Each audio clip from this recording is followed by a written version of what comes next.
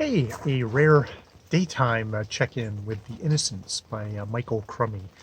I figured I should do this before I go to work since I've been painting in the morning and that allowed me to finish up the book. So this is spoilers for Michael Crummy's 2019 novel, The Innocents, which has followed Ada and Everett as pretty quickly in the novel orphans in this Newfoundland um, cove outport, I think they're called. I'll have to look that up before I do a review. Um, where at the beginning of the novel, their mother, infant, sister, and father all die pretty quickly in succession. And they're left alone to grow up, to come into their sexuality, to wrestle with their um, their relationship. And as I left it, they had a ship of men had come upon them.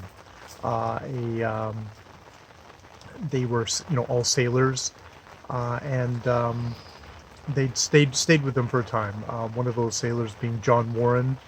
All the other ones just called by a collective name. Damn, I can't remember the name now. I have to look that up. But they bring with them a story that apparently has been going around their area. They of course are so focused on, they're so confined to the cove that they've never heard it, but that somewhere along around in these ports there was two brothers, and they took on a serving woman, and they both became sweet on that serving woman. But they no one could they couldn't decide you know between the two of them they couldn't decide who was going to be wedded to her.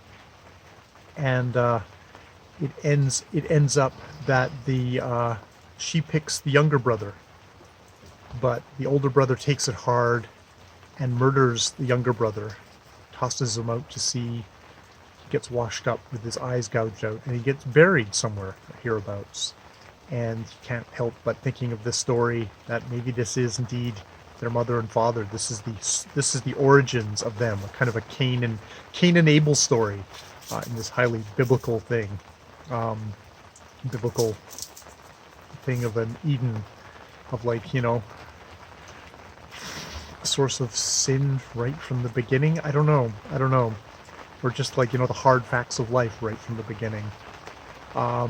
So that happens. She gets along well with an older guy on the crew. I don't know what older means. Could be mean 40, and that would be an old guy, who tells her of how he probably has a child her age by a convict woman, because he was a sailor on a ship where they were transporting convict women to Australia. And all the sailors took a wife on the voyage over, which we don't know what that means, but it seems to have been reciprocated. And he promises to come back for her. But when he does come back for her, near to when her 7 years of being kind of indentured there are over, it turns out she took off after a year with her child and her husband. So we learn that story. And the thing is as soon as they go away, it kind of snaps in them. And they do have sex, brother and sister. And as the rain comes down, and she gets pregnant. And the story ends with her giving birth and calling the female baby Martha. And it talks about how there was time later when they're at this more outport town that they go to, and that it's taken because they have this wrestle. They have this it starts off as a replay of the mother and father wrestling over jam, but it becomes much more violent and much more it's going to be almost rape. And she says, "Brother, please," and he releases her, but she ends up plunging her arm into boiled mash and getting this horrible scar.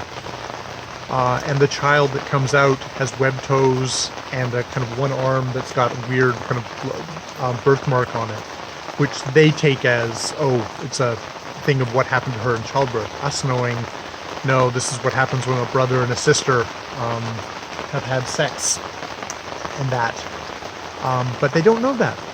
They are, in some ways, still innocent of the thing. And he is uncle.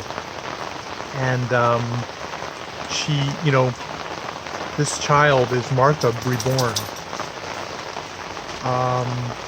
And there's a whole thing here about like stories and like how, story from the outside kind of pins something down and judges them. The Beatles book judging them, or the journal of because John Warren can read, and he reads the journal, and it looks like it's going to tell of the cannibalism that went on in this ship, where all the crew abandoned the passengers and it was just left with a captain. And you think that the captain survived for as long as he did, and there's something about putting down words is a judgment. And so I don't know, there's a plea in there about like these two, and it's a brother and sister having sex, and your impulse is you judge. This review is I judge the book. But it's their innocence. Yeah. So it'll be an interesting review. I think I do get where why the novelist decides, like, why are you telling me this story?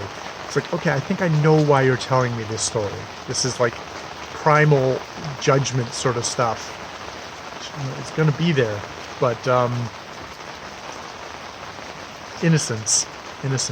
Okay, I will leave it there because it's raining and all my dogs are getting soaked. Bye.